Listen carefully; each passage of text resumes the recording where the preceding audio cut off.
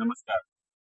Election commission of India के निर्देशानुसार बिहार विधानसभा चुनाव 2025 में सभी पीठासीन पदाधिकारी को मतदान दिवस के दिन मतदान प्रक्रिया की ऑनलाइन रिपोर्टिंग के लिए पीआरओ ऐप का यूज अनिवार्य रूप से किया जाना है।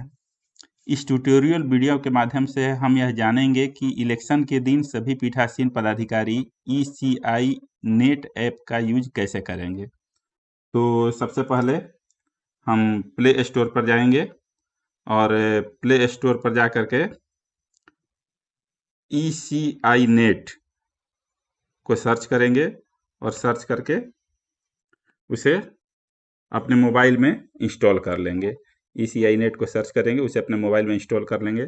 इंस्टॉल करने के बाद उसे ओपन करेंगे तो इस तरह से इंटरफेस खुलेगा। यहाँ ऊपर दाहिने साइड में जो 3 लाइनें दी हुई हैं, इसको हम क्लिक करेंगे। इस पे ऑफिशियल लॉगिन पर जाएंगे। यहाँ हम ध्यान देंगे सेकंड नंबर पे, दूसरे स्थान पे कंडक्ट ऑफ इलेक्शन, या हिंदी में अगर रहेगा तो चुनाव का संचालन, इसको हम सेलेक्ट करके नेक्स्ट पर क्लिक करेंगे। फिर तीसरे नंबर पर प्रिजाइडिंग ऑफिसर पीठासीन पदाधिकारी, इसको सेलेक्ट करेंगे। सेलेक्ट करके नेक्स्ट पर क्लिक करेंगे। अब यहाँ हमें मोबाइल नंबर डाल करके लॉगिन करना है। सभी पीठासीन पदाधिकारी यहाँ वो मोबाइल नंबर दर्ज करेंगे जो मोबाइल नंबर उनके अपॉइंटमेंट लेटर पर उनके द्वारा दिया गया है। यहाँ हम उस मोबाइल नंबर को दर्ज करेंगे। मोबाइल नंबर दर्ज करके सेंड करेंगे तो यहाँ पर OTP आएगा। उस OTP को यहाँ हमें दर्ज करना है। OTP हमने दर्ज कर लिया है। इस तरह से OTP आप भी दर्ज करेंगे। दर्ज करने के बाद इस तरह से स्क्रीन खुलेगा। यहाँ प्रिजाइडिंग ऑफिसर का नाम दिया रहेगा, उस बूथ का नाम दिया रहेगा जिस बूथ पर उनकी ड्यूटी लगी है, बूथ पर कुल कितने मतदाता हैं, कुल पुरुष मतदाता, महिला मतदाता, ये सारी चीज़ें यहाँ विवरण दिया रहेगा। पीठासीन पदाधिकारी इस विवरण को ध्यान से मिलान कर लेंगे। अगर इस विवरण में कोई त्रुटि पाई जाती है तो वह तुरंत वहाँ हेल्प डेस्क पर संपर्क इसके लिए करेंगे। फिर नीचे देखते हैं पोलिंग पार्टी का विवरण। यहाँ polling party, returning officer, sector magistrate का नाम, उस पोलिंग बूथ के BLO का यहाँ नाम दिया रहेगा। यहाँ से अगर चाहेंगे तो ज़रूरत पड़ने पर रिटर्निंग ऑफिसर, सेक्टर मजिस्ट्रेट या BLO को कॉल भी कर सकते हैं। अब दिया हुआ है उसके बाद पोलिंग पार्टी की स्थिति। जब पूरी की पूरी पोलिंग पार्टी मतदान केंद्र पर पहुंच जाएगी तो वहां जा करके इस पर क्लिक करेंगे। क्या आप मतदान केंद्र पर आ गए हैं? हाँ, मैं आ गया हूं। इस पर क्लिक करेंगे, स्थिति जो होगी दर्ज हो जाएगी कि अब पोलिंग पार्टी जो है मतदान केंद्र पर पहुंच गई है। इसके बाद चुनाव के दिन सुबह 5:30 बजे जब मॉक पोल कंडक्ट करेंगे तो मॉक पोल के लिए यहाँ पोलिंग पार्टी की स्थिति अपडेट करने के बाद ही मॉक पोल कंडक्ट करेंगे। क्या मॉक पोल शुरू हो गया है? हाँ, मॉक पोल शुरू हो गया है। मॉक पोल जब हो जाएगा तो इस पर क्लिक करेंगे। मॉक पोल के समय जितने मतदान एजेंट उपस्थित हैं यहाँ उनकी संख्या दर्ज कर लेंगे। करने के बाद मॉक पोल पूरा हुआ? हाँ, पूरा हुआ। मॉक पोल की पुष्टि करें। इस तरह से मॉक पोल की स्थिति सफलतापूर्वक अपडेट हो जाएगी। अब 7 बजे मॉक पोल प्रारंभ करें। मतदान जब शुरू हो जाएगा तो हाँ, मतदान शुरू हो गया है। इस तरह से मतदान प्रारंभ करने की स्थिति भी सफलतापूर्वक अपडेट हो जाएगी। मतदान रुझान, यहाँ पीठासीन पदाधिकारी ध्यान देंगे कि प्रत्येक 2 घंटे पर जितने भी वोट पोल हुए हैं उनकी संख्या यहाँ दर्ज करनी होती है। तो सुबह 7 बजे से 9 बजे तक जितनी वोटिंग हुई है उसकी संख्या यहाँ पर दर्ज करेंगे। यह ध्यान रखेंगे कि यह डेटा उनके द्वारा सुबह 9:20 से पहले दर्ज कर लिया जाना है। सुबह 9:20 के बाद इसमें डेटा दर्ज नहीं कर पाएंगे।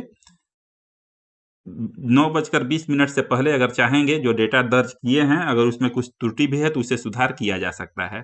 ठीक उसी तरह से 7 बजे से लेकर के 11 बजे तक कुल कितना मतदान हुआ है उसकी संख्या यहाँ दर्ज करनी है। यह भी 11:20 से पहले ही से दर्ज कर लेना है। 7 बजे से 1 बजे तक, 7 बजे से 3 बजे तक और शाम 7 बजे से 5 बजे तक, इस तरह से संख्या दर्ज करते चले जाएंगे। यह ध्यान रखेंगे कि ससमय ये सारे संख्या अनिवार्य रूप से उनके द्वारा दर्ज किया जाना है, इसमें से कभी भी कोई भी छूटे नहीं, और समय बीतने पर अगर वो कोशिश करेंगे तो यहाँ संख्या दर्ज नहीं हो पाएगी। पोल बंद करें, मतदान समाप्ति के पश्चात पोल बंद करें पर क्लिक करेंगे तो इस तरह से इंटरफेस खुलेगा। यहाँ मतदान समाप्ति के पश्चात ईवीएम में दर्ज कुल वोट, यह सुनिश्चित कर लेंगे कि सबसे पहले पीठासीन पदाधिकारी प्रपत्र 17C भर लेंगे। 17C में जो संख्या उनके द्वारा भरी गई है, कुल कितने उनके बूथ पर मतदान हुआ है, उसी के अनुसार यहाँ पर वो संख्या दर्ज करेंगे। ईवीएम में दर्ज कुल वोट, कुल पुरुष, कुल स्त्री, तृतीय लिंग, ईडीसी, निविदा वोट, कुल परीक्षण वोट, इसे सभी को ध्यानपूर्वक भर करके और सुरक्षित करें पर क्लिक करेंगे। इस तरह से यह डेटा जो है सुरक्षित हो जाएगा। इस बात को ध्यान रखेंगे कि कुछ ऐसे भी मतदान केंद्र हो सकते हैं जहां मोबाइल नेटवर्क की समस्या है, वहां एसएमएस के माध्यम से रिपोर्टिंग करनी है। वैसे मतदान केंद्र के पीठासीन अधिकारी अपने मोबाइल नंबर में एसएमएस पैक अवश्य डलवा लेंगे और रजिस्टर्ड सिम को अपने मोबाइल के प्राइमरी स्लॉट में कर लेंगे।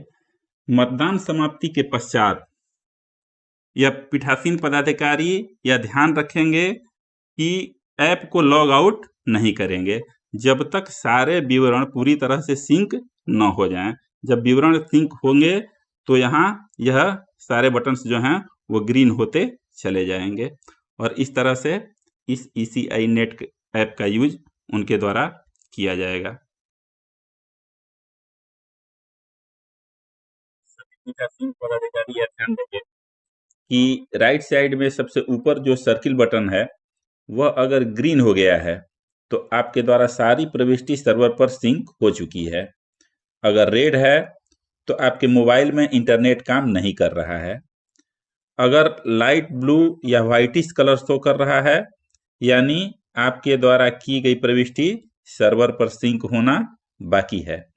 पीठासीन अधिकारी यह भी ध्यान देंगे कि जिस मतदान केंद्र पर इंटरनेट काम नहीं कर रहा या मोबाइल नेटवर्क की समस्या के कारण एसएमएस भी नहीं जा रहा है, उस बूथ के पीठासीन अधिकारी भी ऐप में प्रविष्टि करते रहेंगे, बशर्ते कि वो पूर्व में ऐप में लॉगिन हो चुके हों।